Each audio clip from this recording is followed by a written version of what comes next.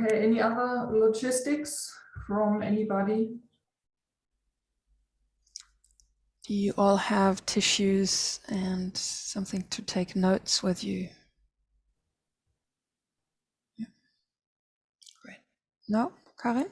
Do you want to go and get some, maybe some tissues and something to take notes? Taschentücher, yes. Taschentücher und Schreibmaterial. Yes, so just go and get them now. It would be a good time.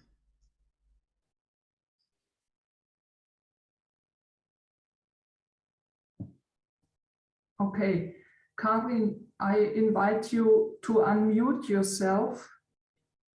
That because for me it's a different in the space if you are muted. Mm-hmm. Could you imagine to unmute yourself that we can hear what you're saying? Yes. Thank you. Great. Okay. I want to say a few things about this work talk. We have all grown up in a culture of competition. And this competition is about being better or being smarter or being prettier. And we've all heard sentences like no pain, no gain, or only one can win, or the second winner is a loser. I thought about what my first experience with competition was, and it came up a situation when I went to school. I was schooled in when I was 6 years old, and that was much too early for me. I didn't understand what I should do there. And there was a situation when I was sitting there in school, and the teacher stood in front of my desk, pointing at my paper and saying, you have to be faster. You have to be faster. The other children are already ready. And now we all have to wait for you. And I remember that a big fear arouses in me. And that was a fear of being laughed at, of being blamed, and not to belong to the others, to be an outcast. And it was a pain about what my parents would say about that I'm not good enough. It was like an existential fear for me at that time. It was almost like a fear of dying. What if I don't make it? And at that time, I started to lie a lot. I lied about grades. I lied about what the teacher said. I lied about homework. And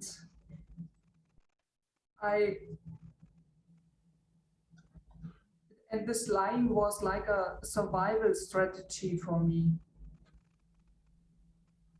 A survival strategy, a method to be one of the others, to be a part of the group and not to fall out.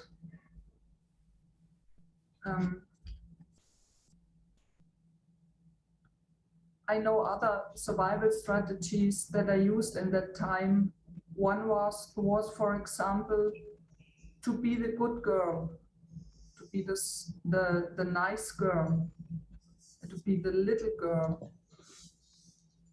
And I use sentences and phrases like, oh, I did not know that.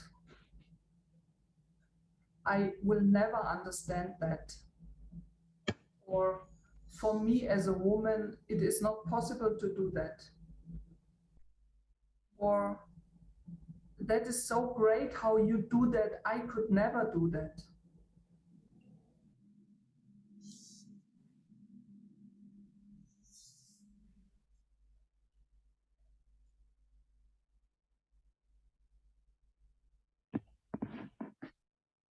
what also came up at that time was the sentence, I will show you, I will get you.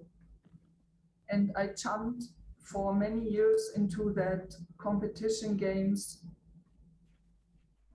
that was about who get the best grades, who makes the best exam, and who has the smartest children, and who has the happiest marriage, and who gets this man.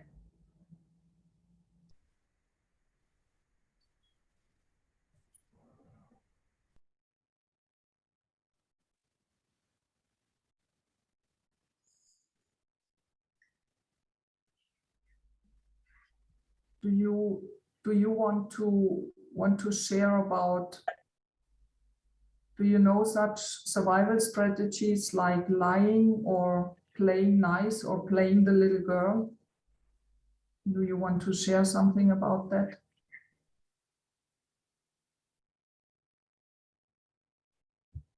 I recognize something or a lot of things that you said.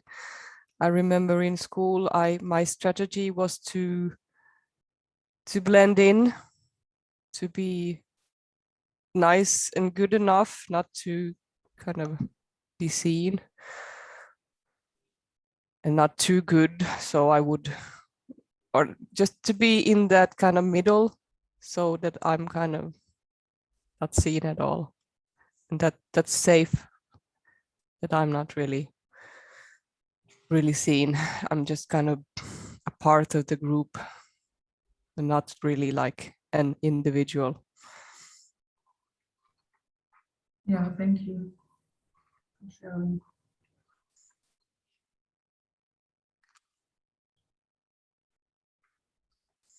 I noticed it especially at home with my siblings. Like, on the face of it, we would like be like love each other and all, but we would also really fight for the love of our parents in sneaky ways, and then competing over grades. Like, so I went for the strategy of, I'm going to be the best here. I'll have the good grades, and it was also praised. I was praised for that. I got I felt like I'm only loved if I do that. I'm only loved if I compete, and I'm the best. Mm. Yeah, thank you. I also know this being in a competition at the first position. I needed to be at the first position, the earliest, the youngest, and the first. And this was so hard in my life, driving me almost to the point of total breakdown. And it's in all my cells, and it takes me, I'm in the process to get this competition pattern out of my cells for felt ages. I make progress, but it's still there. It's still there. Yeah. Thank you, Susanne. Thank you. I remember I had something happening with my little cousin. She was 2 years younger, and like she could never come close to me. So she, like, I knew like she loved me dearly. Like she loved me so much, and she always wanted to be close to me, and I never let her come close. And like I was always prettier. I had the better grade. Like every time when school finished and the holidays were on and we got our grades, I always had better grades. Yeah, like there was this game going on that I would just win. I would get everything. I would succeed, and she wouldn't make it. Yeah. Thank you. Thank you, Annika. Yeah. My strategy was and is still not to be the best, but the second or the third. So that the one who is best gets the tasks, and I have not to do so much, and I have not to take all the responsibility. Mm. So that is a limitation not to show up, and a gain of not showing up, of course. Mhm. And Yeah. because my experience was that if I can do everything, I get it to do, and that I don't have leisure time then. And having the responsibility means that I'm also be punished for mistakes. So avoiding mistakes and being not the best was my strategy. Mhm. Yeah. And very much looking how good they are, so that I always can be a little bit beneath. So very much comparison, very much Mhm. being beschäftigt, being busy by watching the others and comparing with me. Yeah. Yeah. Yeah. And yeah. And being the nice girl. Yeah. Very much being the nice girl. Yeah. That's cool. Thank you for sharing that. It's you were all talking about strategies, how to handle that and how to survive that. And we learned that very good. We learned that very perfect. And I was asking myself, what was the price that I paid for that strategies? Because survival strategies served me, but I also have to pay for that. I always have to pay something for that. And what I paid was that I could not really be honest about my motives. For example, I had to pretend when I was saying, I feel joy about you winning. I feel joy about you, see you winning. But it was not true. It was a lie. I was lying about that because I was jealous. And I could not be honest about that. And because of that, I could also not really connect with the other. I was lonely because I could not connect. And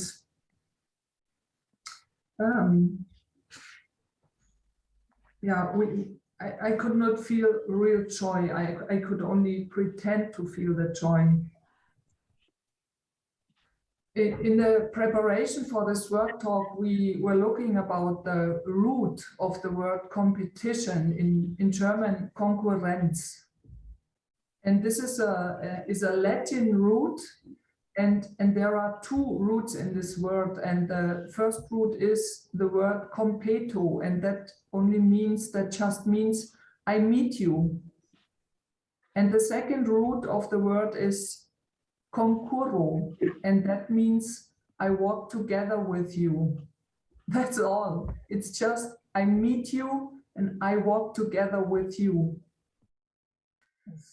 That's all. And I want to ask you, what if that was true? And what if that was possible?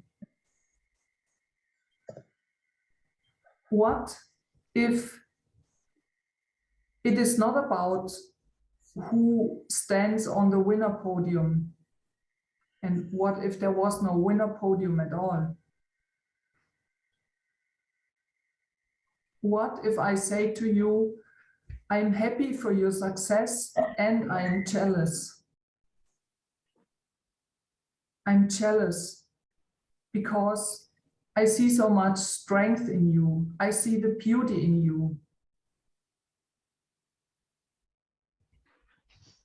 And I feel sad because I compare myself with you. And I feel anger because we as women in this modern culture have learned that so fucking good, to compare with each other. And I long to connect with you. And I want to say something else, because this is not only about the big things. it is not only about who wins the beauty contest or who is cracking the big jackpot. I'm talking about the very fine and silent and subtle things. And you were already talking about that, how fine your strategies worked. For example, when this Zoom space went on 20 minutes ago and you saw all these other women, in my case, this machine, this comparing machine started at once. A very fine machine that is going in the background. And the comparing starts, oh, this woman is prettier than I am, or she has beautiful hair, I don't. Or she says very smart things. I could have said that if I would have been a little bit faster. Why wasn't I faster? I could have said that. Be on the top. And this very fine and subtle things are like a drizzle when you go out, and it's a very fine drizzle and you hardly don't recognize that it's raining. But when you come back home, you are soaking wet. And to be aware of that fine drizzle in your head, you can like split your attention. You can try that, and next time here when we are together, to split your attention, to be with a part of your attention in the space, and take a little part of your attention and like turn it around and watch yourself. What is going on in you? What is going on in me right now? And lay that on the table. Lay that on the table, that fine things, that drizzle.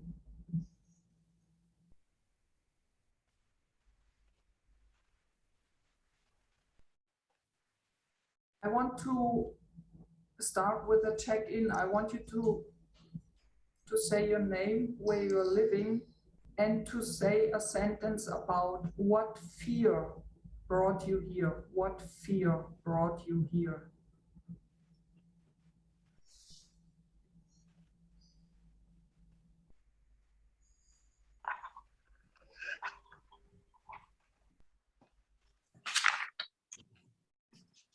My name is Susanne. I'm calling in from Berlin, Germany. And the fear that brought me here is not to be woman enough. When I saw the letter or the invitation about the Worktalk, the first thought is, okay, am I in competition? I don't feel connected to the theme. Maybe I'm not a woman enough. So this is the kind of thoughts that came. Yeah, thank you. Thank you. Okay, I'm Miriam. I'm calling in from New Zealand, but I'm from Germany as well, from Dresden. And I think my fear which brought me here is not, well, I had an incident with my sister very recently. So, and we are in competition a lot. And I think my fear is not to be able to connect with her on a different level.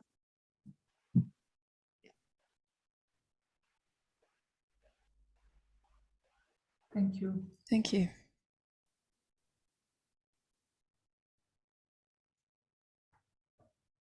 I'm Annika. I'm in New Zealand. I'm also from Germany, Aachen originally, and I'm here because my fear was actually about that I'm holding women's spaces and I should be in a woman's space. So the fear was about, if I don't go there, then am I actually in integrity with what I do or what I stand for? Like, I'm standing for women's spaces. Why would I not go there?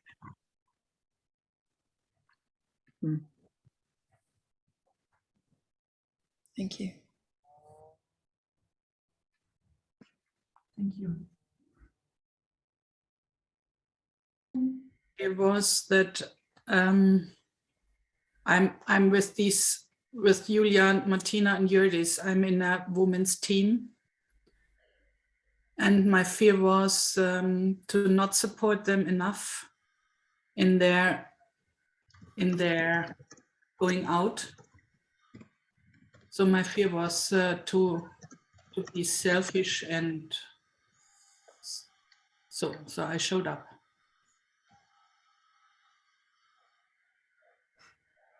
Thank you.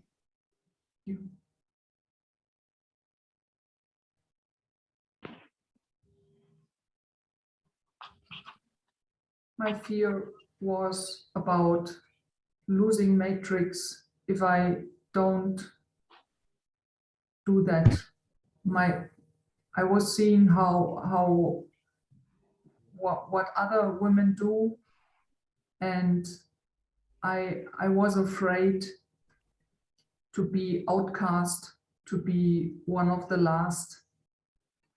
This is a fear in the old map of competition, and I have that.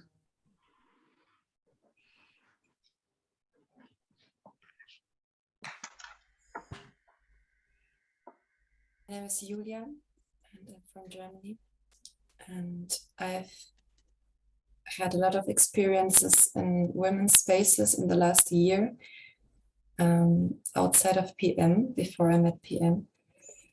And my fear is or was that I will not encounter the same quality of meeting women in PM spaces. And I was glad to find this Worktalk, and I wanted to meet this fear. And that's why I'm here. Thank you. Yeah. Thank you. Thank you.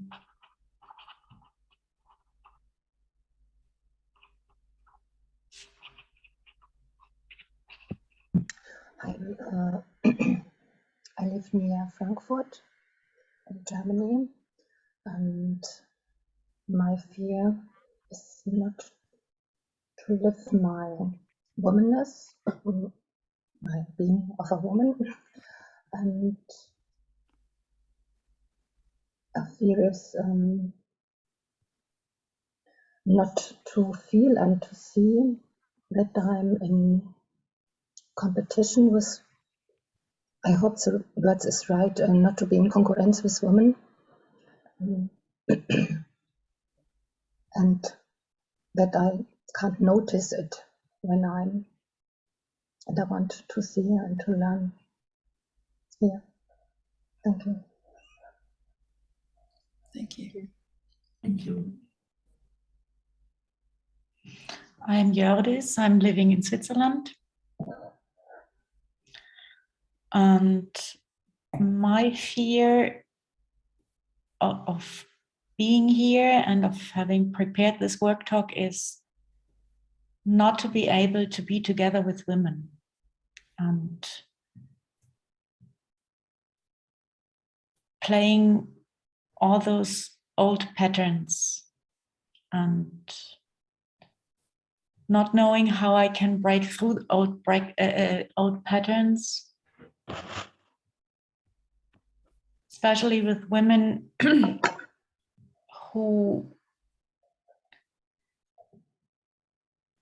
well, my fear is not being able to change the contact with women, or not to get my responsibility really done for spaces with women who have not these questions, or who maybe even don't want to play and be always in this competition and hierarchy or patriarchic patterns, and to get out of it, or to hold space for that. How to do this in different spaces, different cultures.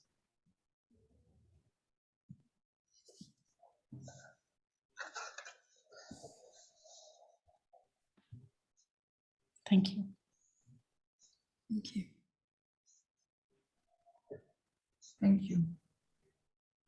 My name is Annika. I live in Western Finland. And I am afraid of being in places where there's only women. I have a fear to show up and be vulnerable in only women-only spaces.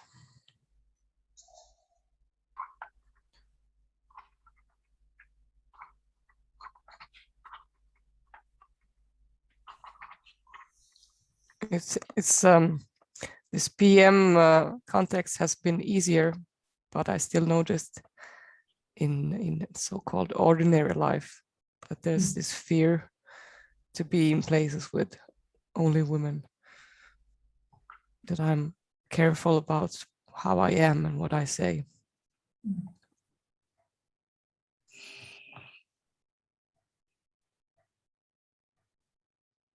Thank you. Thank you. Thank you, Annika. My name is Julia. I'm also in New Zealand and originally from Germany. My fear that initially drove me to be here was the fear that for 1.5 years we've been researching really deep out of modern culture stuff in a group of women in the context of possibility management, and amongst them Jördis, Susanne and Martina and myself. And that all that gold that we're researching, that we're not sharing that with the world. That was my fear, that other women can't get access to that. And in preparation, I also notice fears of being really radically honest with women. Fear of reactivity of women when I'm telling them what's really going on inside of me, what I really feel. So there's a level also on the context of the content of this work talk that I have a fear that brings me here.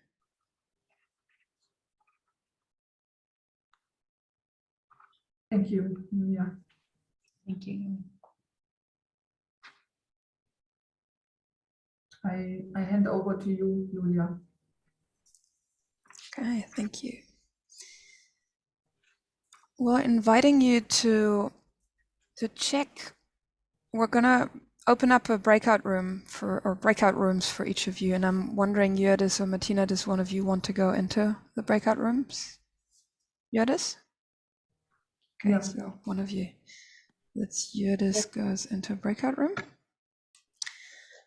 And Martina, you stay in the main session. So we're inviting you to check in with each other. You'll go into a breakout room, one person starts and the other woman simply listens. You don't have to do anything. I'm just going to repeat, not because I'm not sure how much you've been in possibility management. There's this practice of centering yourself, grounding yourself, having your own bubble of space. And then from that place, you listen to the other woman, and the person speaking, the woman speaking, shares, when I look at you, I feel, and then you speak about your fear on the old map, maybe, of competition. What do you feel when you look at this woman? What comes up? Maybe you notice I feel, or you could also move, when you move away from the feelings, you can say, I'm jealous. And that's a mix of different emotions. But really putting on the table what you feel, what you notice when you look at this woman. I feel jealous because you have beautiful eyes, or I feel fear that you might be more intelligent than me. Stuff like you don't know this other woman, possibly. You might not have ever met her before, and yet your scanners are so sensitive that you will have something to say. So trust that you speak without having met this woman before. And we'll do that for 3 minutes each, and I'll indicate in the chat when it's time to shift, to change roles. Any questions? Okay. So allow yourself to be radically honest, and the woman, I want to share that, the woman receiving let it through you. Let it like be a space into which the other person can speak things that you may have not ever shared with a stranger or another woman before.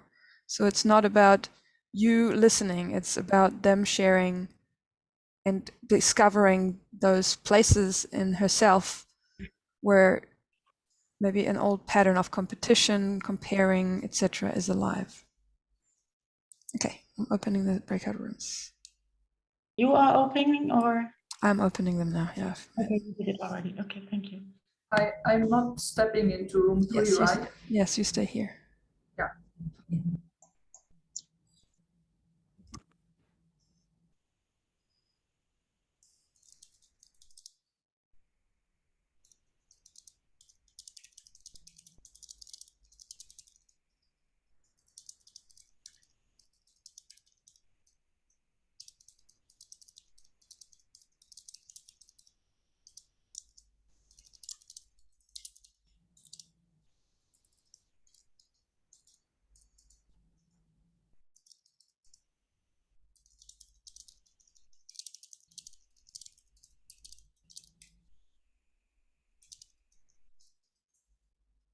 Okay, start the timer and we pause the recording.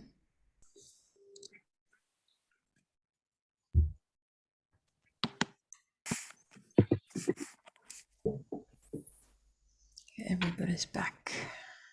Then over to you, Yadis. Yes.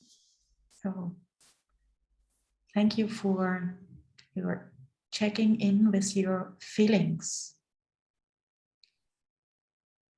And those feelings will lead you in our next exercise.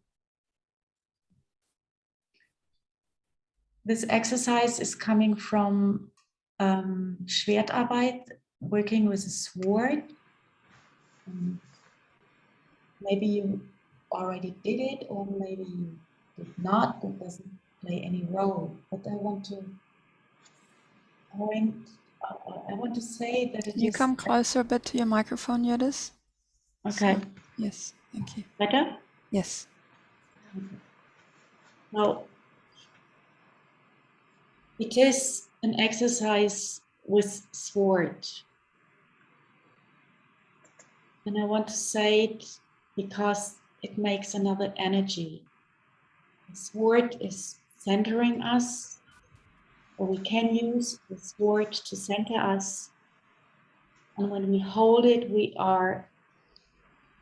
have more feedback about our strengths in ourselves by holding our sword, which does not mean that we have to kill somebody, but which means that we are in our power and we take our power and our responsibility for our power.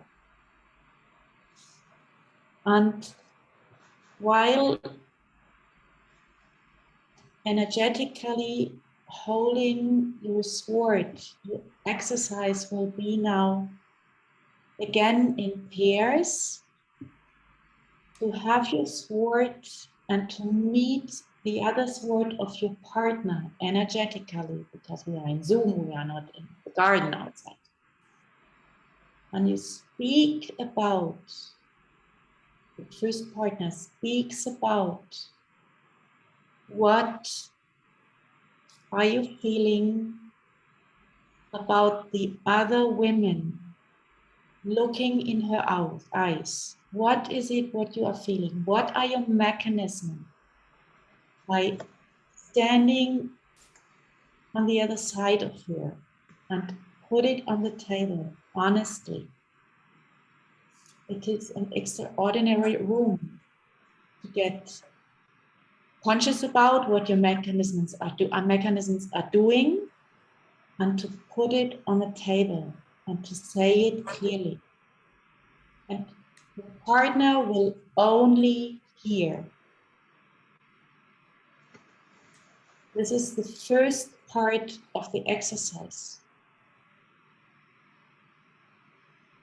Susanne? I didn't quite understand. So I put my sword at the tip of the other sword, or should Yes. I put it on the throat? No, on the tip on the other sword. Okay. Not on the throat, only on the tip of the other sword. Thank you, this is an important difference. And then you talk about what you are feeling, what your mechanisms are doing, what your voices are doing by looking the other woman in the eye and feeling the tip of her sword. So this is part 1, and it's going a few minutes. And then is coming part 2. You change the side. You're standing not, you go away from the side. Was heißt gegenüber? Opposite. Opposite of her, thank you. You are changing from opposite of your partner to at her side. So both your swords will point in the same direction.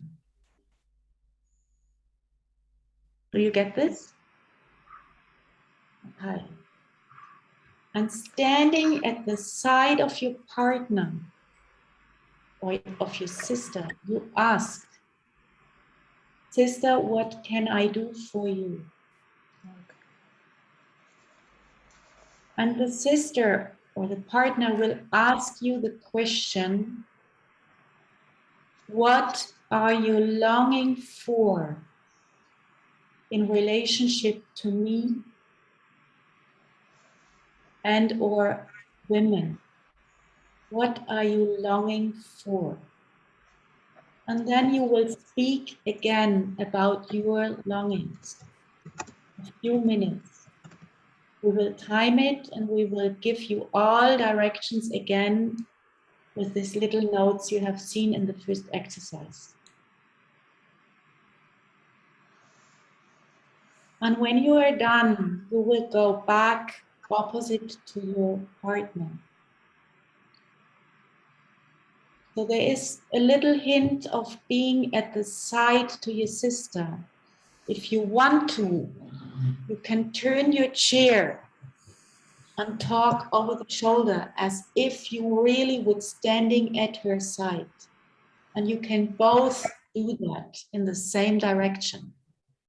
You don't have to take care for your neck, but it might be a little help for you to really change position and to be from opposite to be at the side.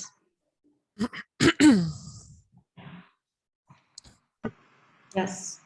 And when you have finished the exercise, when you go back, you touch again energetically the 2 tips of the swords. And you just feel the moment or feel the room. Don't share anything. Just be there and sense what is happening in the room. And we will give you always the times, and then the other partner does the same exercise. So it's a quite long exercise. We will direct you. If you have any questions, please let us know immediately or come back to the main room, and then we support you. Susanna. I need for my orientation a time frame. So is it 3 minutes each person or 10 minutes each person, each exercise? How much are you planning? We planned 3 minutes per person.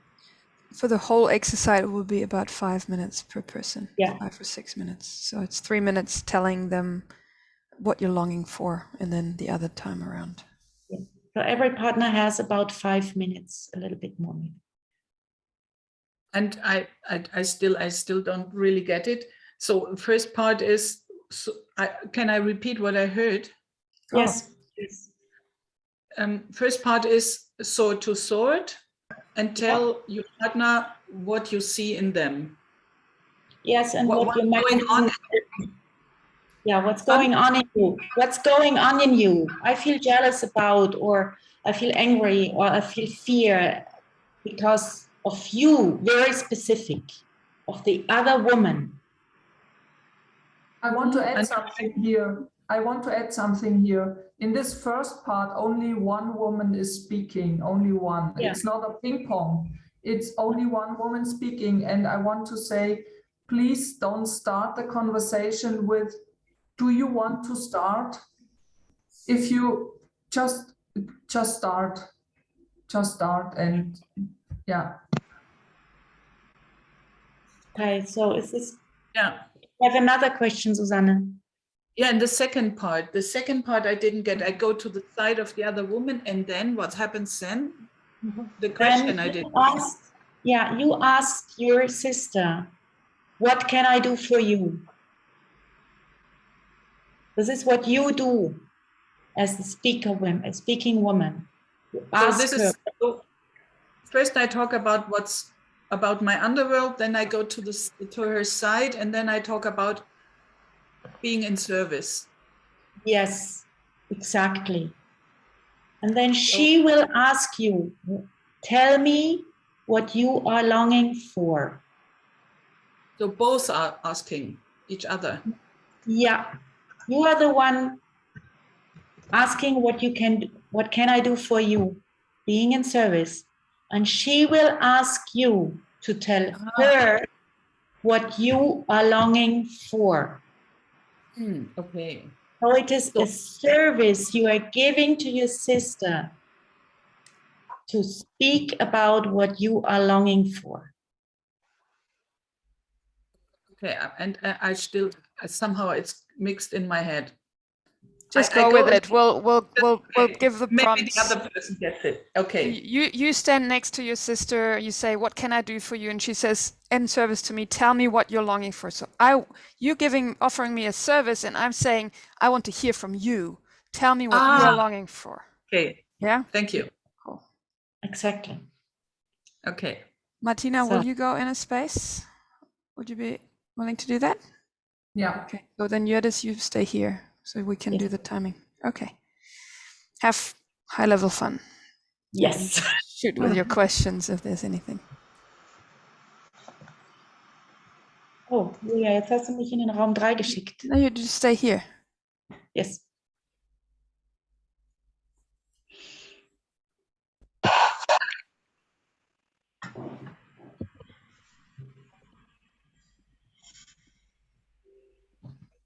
Welcome back, women.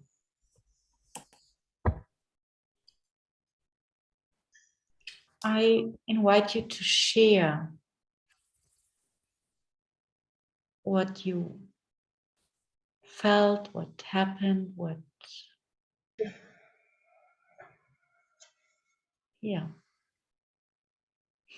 How was it for you to stand in front of a woman with a clear sword, to put everything on the table? And then how was it for you to stand at the side of this woman and to be her sister?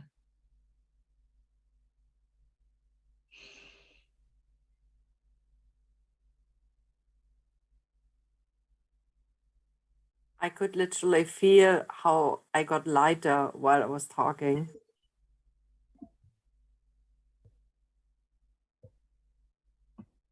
At a specific point in time or in general?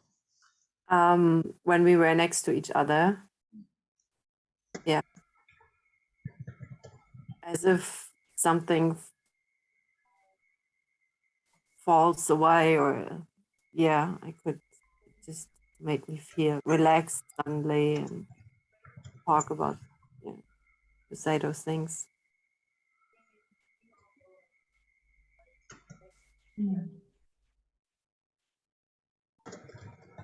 Thank you. Thank you. First part of the exercise made the space safe for me to go into the second part. So my sword, my sword made somehow, this is somehow paradox, but maybe it was also Julia's sword, which made the space so safe to say the things I do not say normally. what I'm longing for. Yeah, what I really don't share with other women outside of really health spaces. So it was great. Lots of clarity for me. Thank you. I felt a sadness when I was asked, what are you longing for? And I felt a sadness because I remember times in my life when somebody asked me that, and I went over that and said, no, I don't need something, it's okay. And to fall into that hole and to really feel the sadness that I'm so much longing for somebody who's asking that question to me. Yeah. Thank you.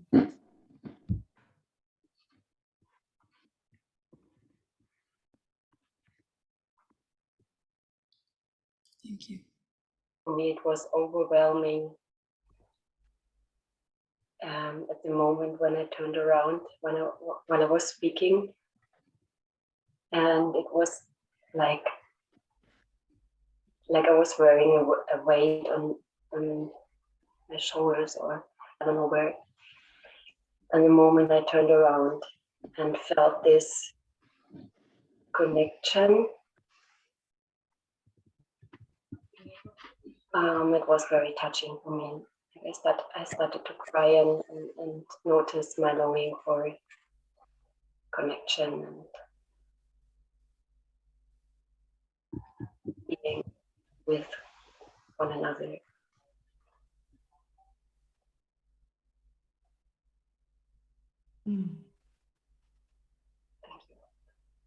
Thank you. Thank you.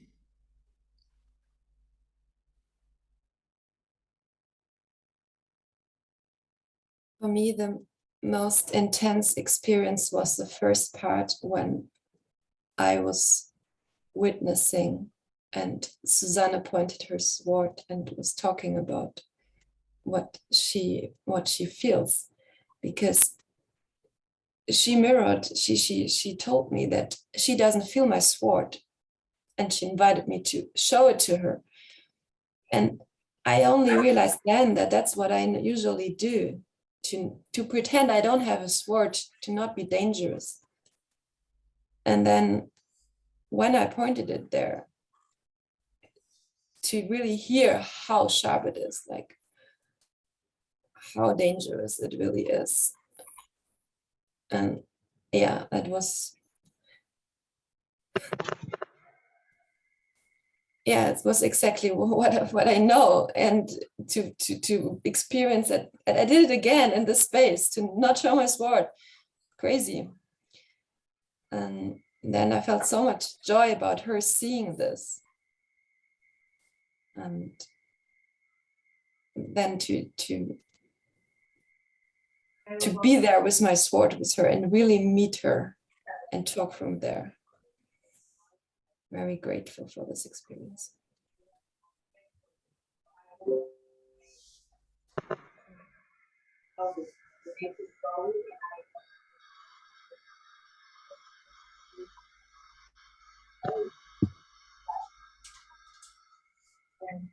Thank you, Julia.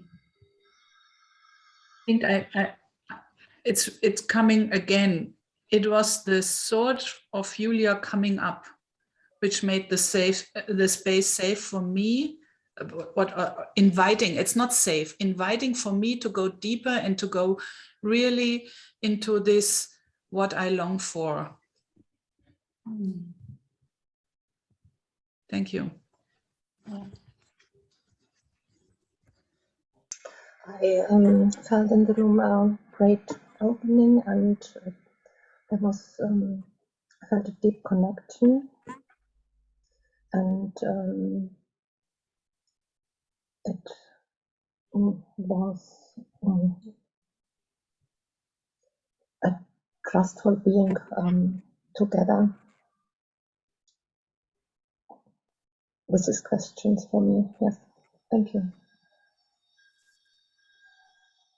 Thank you. Thank you so much. Chloe. So much.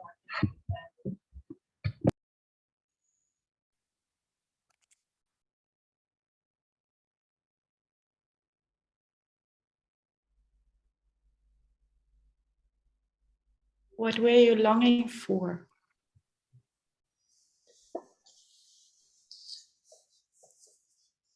Share a little bit. What were you longing for?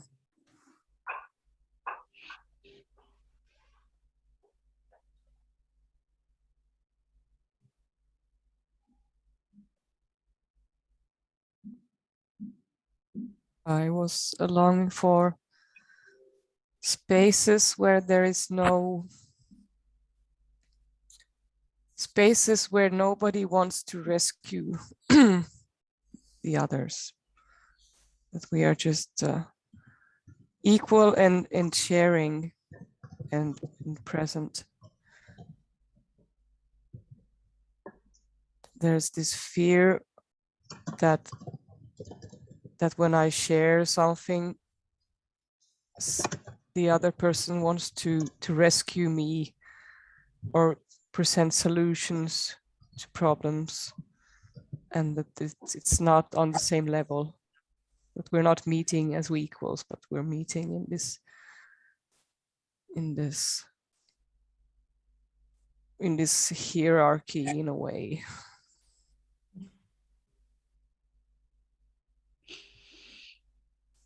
The hierarchy of somebody knowing better. Yes. And fixing the problem. Yes, exactly. I'm longing for being in a space where I can speak without forming the sentence in my mind before I speak it out, to hear if it sounds smart enough, like I do always. And I'm longing for stopping that show of pretending.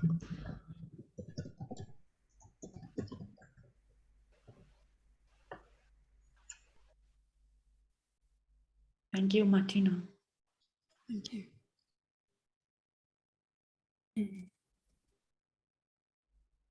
I'm longing for being with women who were in spaces and co-create these spaces where we meet each other without our masks, to just show ourselves completely with all our feelings and radically relate with each other, and to also meet these wounds of sisterhood, these wounds of competition and envy and jealousy, and bring each other into the space with exactly that, and then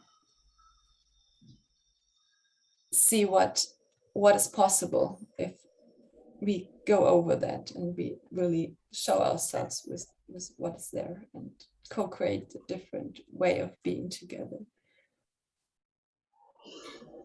And to also, I long for women telling, like cutting through my bullshit and also telling me what the mechanisms say they see that I use. And I long for being with women where I can be with both all my power and my vulnerability, and to allow myself to be there like this, and to also invite the others by doing so to do the same. And I want to do this not only in spaces like this, but every day, every time I meet a woman. And I'm longing for this, that I allow myself to create this, to make it possible.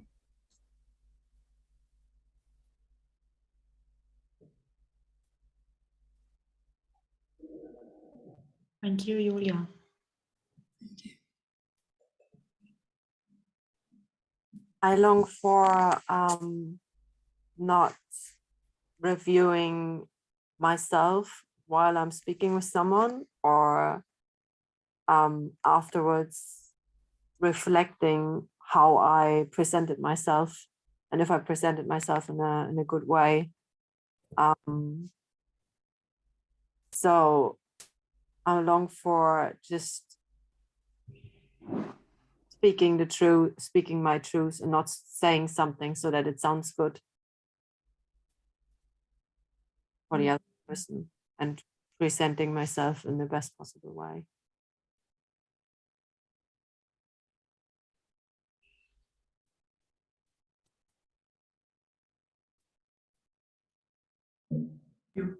Thank you, Miriam.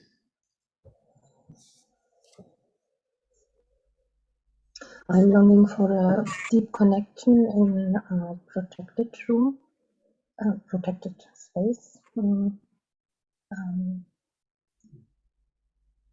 And this protected space can be the whole world with all, and without injuries, Verletzungen, and I'm longing for trusting each other and being with each other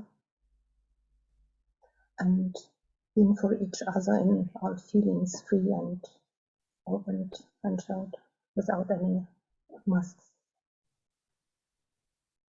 Thank you.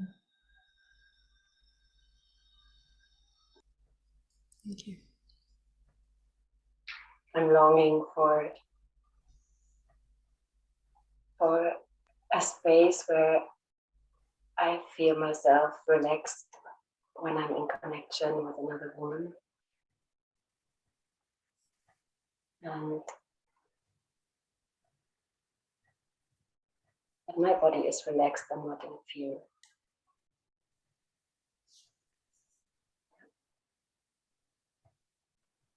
Thank you, Susanne. Thank you.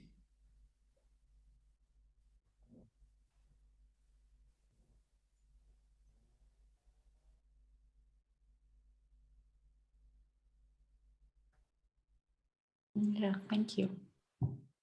Thank you for sharing what you discovered. Susanna and had what. something else, I think. Oh, I'm I want to sorry. say, I'd like to add something so that it's only one sentence. I want to be with women in a radical relationship.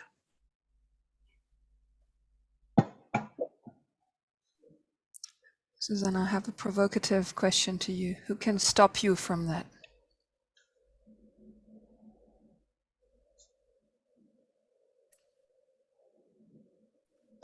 My box, which says, I have to be nice.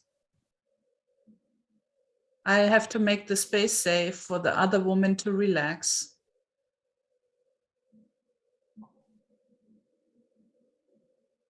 I cannot trust the other woman that she can relate to me in this way. This is beliefs of my box. I see it right now. Yeah. Especially this one, the last one. Thank you. Thank you for asking. I think it applies to, thank you for investigating. I think it applies to all of us. Like, I have longings, and longings are a great starting point. Like they can pull my heart into the direction where I want to go. And yet, if that's my longing, who can stop me? Who can stop me from radically relating? And then when someone doesn't want to radically relate, I can't force them, obviously, but I can do my part. I can, yeah, and that's a journey, like a discovery journey. How does it go? How does it go for you to do that? How does it go for you to stand in that, take a stand for that longing?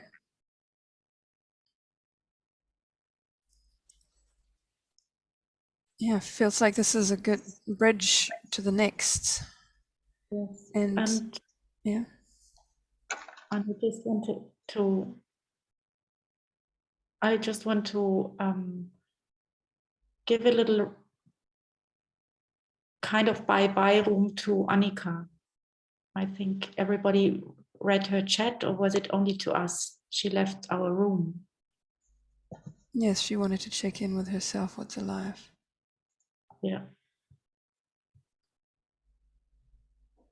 So just that we don't do as if she didn't leave. Thank you, Judith. No, thank you. Yeah.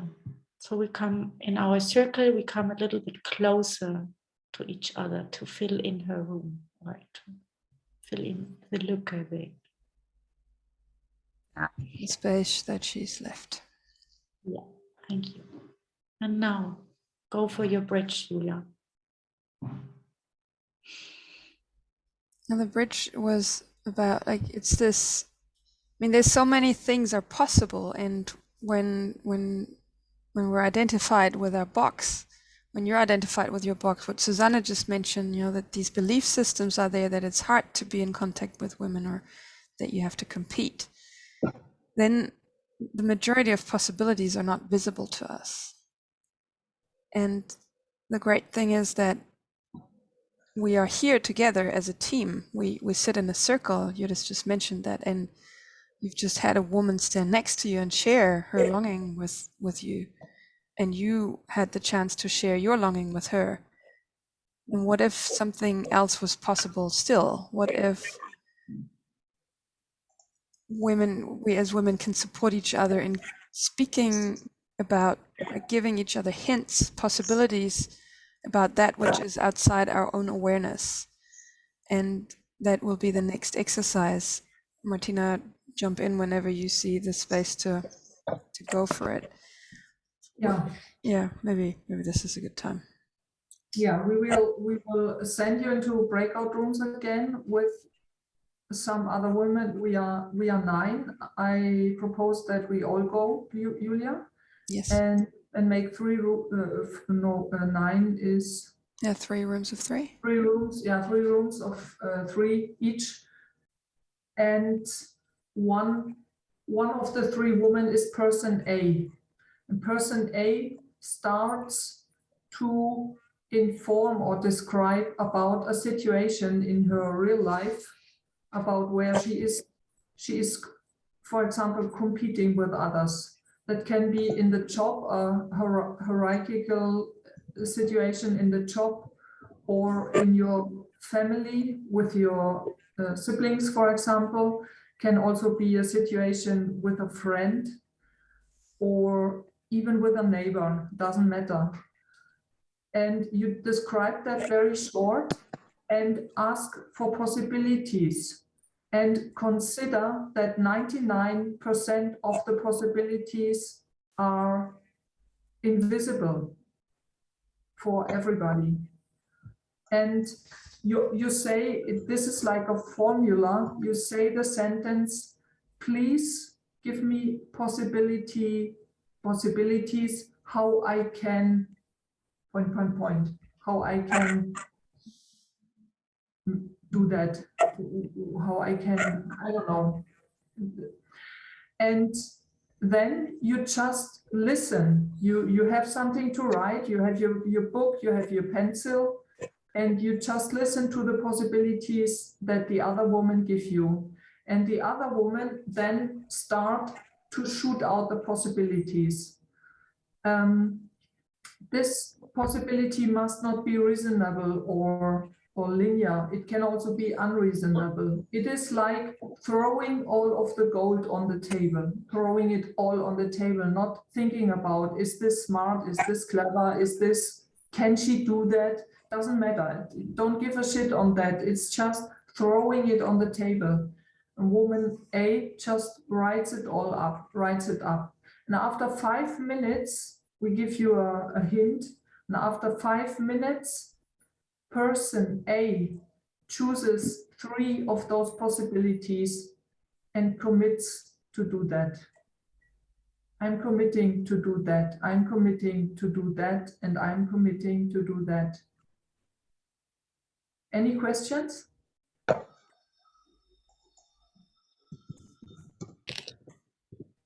Is the idea to choose a situation where it's about a competition with another woman, or just any kind of competition? Could also be with a man. It's basically up to you. Take the most dangerous, the ones where you are struggling the most.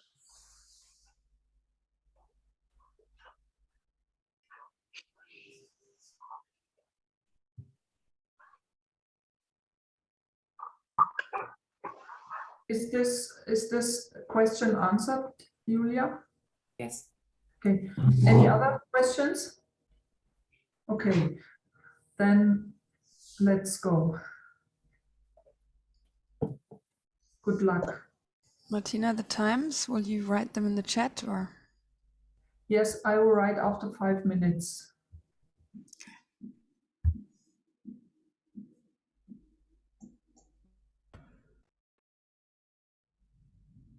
Left, I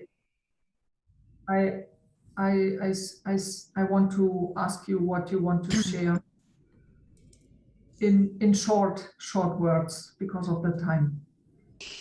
And you don't have to, only if there is something burning in you. I just want to share my joy about the amazing possibilities we found.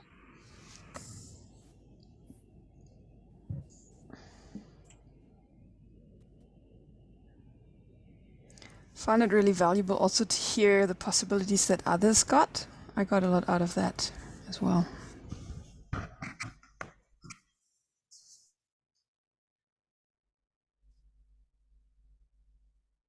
I'm glad you opened the space, and I wish that this space continues, or you offer it again, because it's so valuable for me to go into this research about women.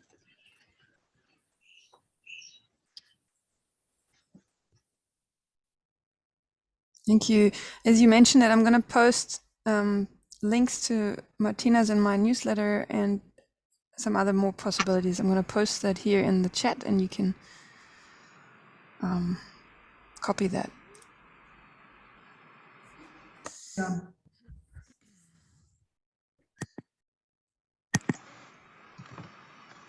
There is also the possibility, if you are not in a possibility team, that you go into one. There are many teams all over the whole world, in every country almost, and if you want to know more about that, then ask us for in contact.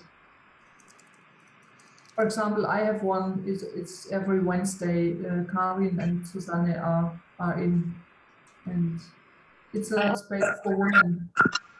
If you want to join, you can just get in touch with me. Yeah.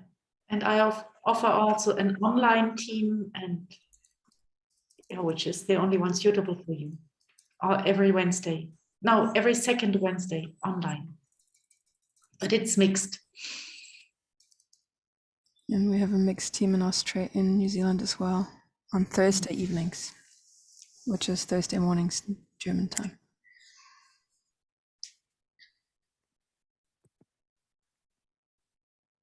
Yeah, so our research continues, and you're welcome to still keep talking. I'm just gonna say our research continues with this group of women. We're exploring the archetypal feminine in possibility management, and this is a result of our collaboration, of our getting together, and questions that come up in our meetings. And this is how this was born, and my intention is to do this more often, to invite women. So yeah, to invite women into research spaces. Yeah. And I have the same intention,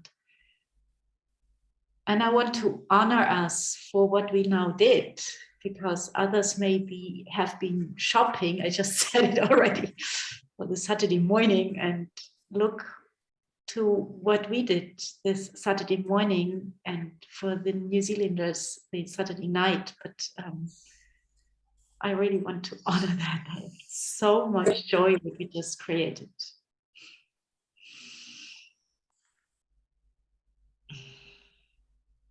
Thank you to everybody. This we will close the space now officially. It's 10:30 in Germany, and as I said at the beginning, if you want to stay a little bit longer, if you need something, if you want to share something, then we will stop the recording now, and then you can stay for some minutes. Have a good day, have a good night, and I hope to see you soon back. Bye-bye. Thank you. Bye. Thank you for Bye-bye. showing up.